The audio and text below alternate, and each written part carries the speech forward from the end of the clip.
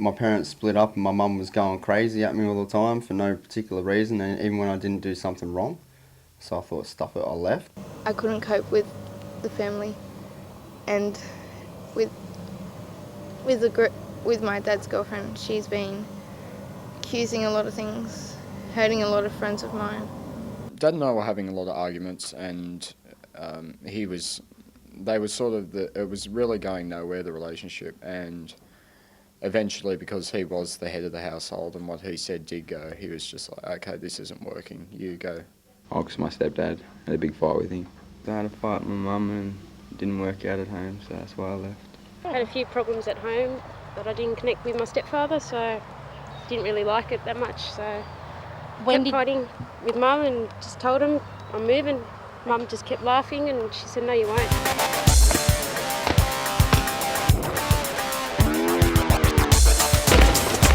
The homelessness issue in just South Coast, let alone North Coast, all of New South Wales, all of Australia has disgusted me for the last 10 years. There is good things about being homeless and there's bad things about being homeless. Mostly bad things because, well, you got to think about where are you going, what are you doing, who are you going to see, and you know, where are you going to be next after that. They have no money, no support or nothing. They just leave home and they just live out on the streets. That's not a good thing. There's no other people that would help you. It's just, I don't think people should, like kids, example, shouldn't leave home. They should talk about it and try and sort out the problem before they leave. But if they have to leave, make sure they go actually see somebody and actually know who they're going to talk to. If it's a situation that they've got with their parents, they should try and talk it out, or maybe see a counsellor or something.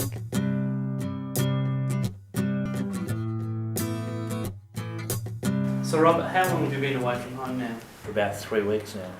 Would you like to go back home? Yeah, I feel like I want to go back home, but I'd like a lot more respect. What do you mean by that? Like, they don't respect how I feel and my privacy and all that. Where are you sleeping at home? Near the bridge, sometimes in the park, and sleeping in the park a few times I got harassed by a few different people and coming back from the pubs and all that.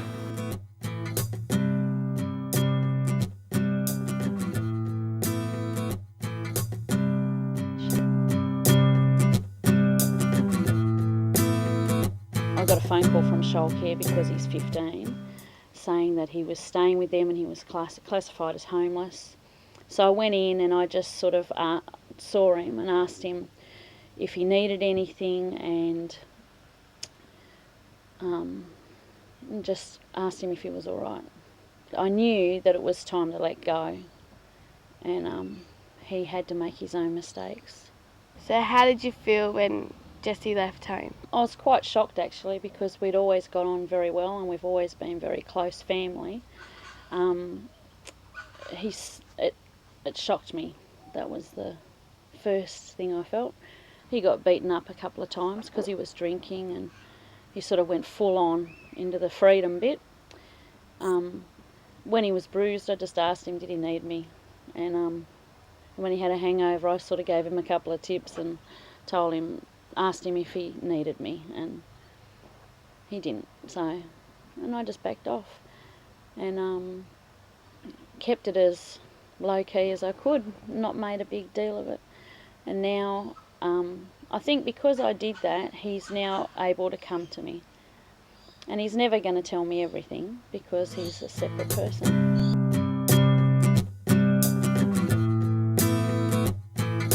When I had nowhere to go up in Sydney and pretty much just had to sleep wherever you could, you had a lot of people that just take advantage of you, beat you up, you know, treat you like you're nothing. And I don't know, if you fight back, you get in trouble off the cops. Is there more the police can do? Yeah, maybe we could be a little bit more tolerant in the fact that people are homeless for various reasons. We don't just think they're out doing what they want to do. All right, some kids just don't want to abide by the rules at home. Some can't live at home because things have been happening. Normally we would talk to somebody, particularly in the middle of the night, if we saw somebody hanging around. What are they doing? What are they up to? Obviously we have to in case they're up to no good. And if they haven't committed an offence, and that's not a problem, we'll let them go on their way. But if they have, then, or they're wanted for some reason, then we might bring them back to the police station. We may even bring somebody homeless back to the police station and then go from there. It's disappointing when you do see young people that are homeless, because you'd like to think they could stay at home and get on with their parents. If they can't, there's probably something wrong somewhere. And having a daughter of my own, I would like to think you'd be able to work it out.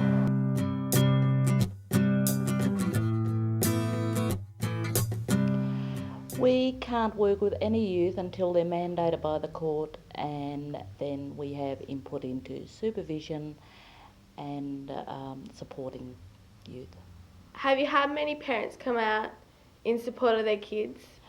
Not a great deal. It's just get my kid accommodation, they're not living here, or kids have had AVOs taken out against them, which is apprehended violence orders, and they can't live at home with their parents because of the order that says they can't live at home.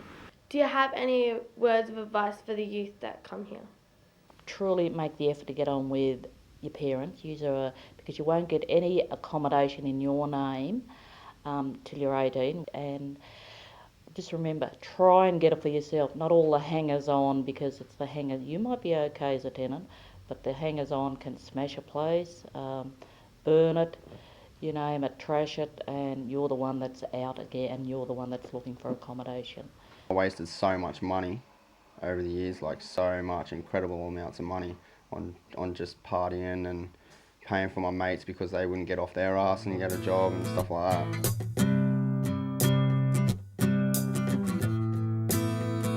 A lot of the work is aimed at preventing young people from becoming homeless, and so it's called early intervention, I guess.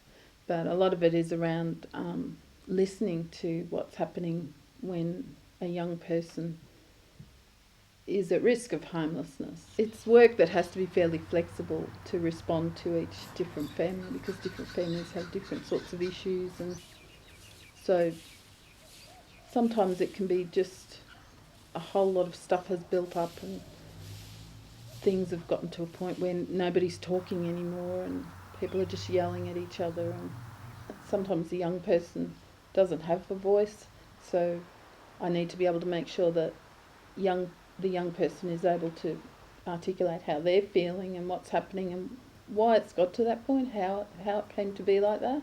I guess the thing is to give each other some space.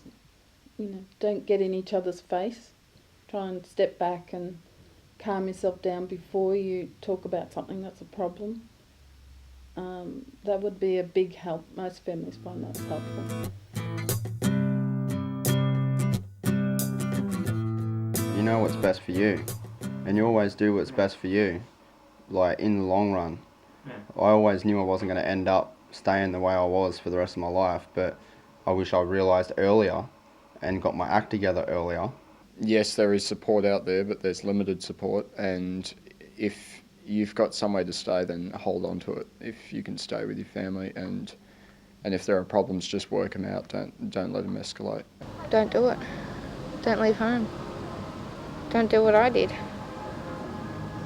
Something that I keep telling him is that whatever choices you're making now, you have to live with for the rest of your life.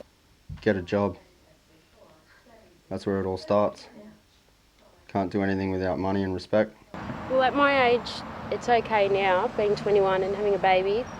I found it really hard to carry a baby on my own without mum and dad's support. But with mum and dad's support, I wouldn't be there. Like, I thought of suicide, I thought of killing myself, I fell into depression. But now I've got a pride and joy looking after my son. Just guys, if you're out there, don't go and move out of home. Like, there's people out there that love you heaps. Like, there's your mum and dad. If there's a mum for you, go for it. If there's a dad for you, go for it.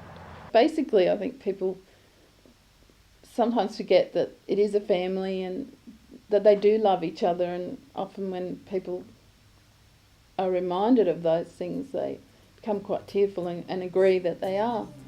And they just need a way to come together again and find sort of meeting place part way. To answer my own questions, too young to work it out, too young. Walk the street with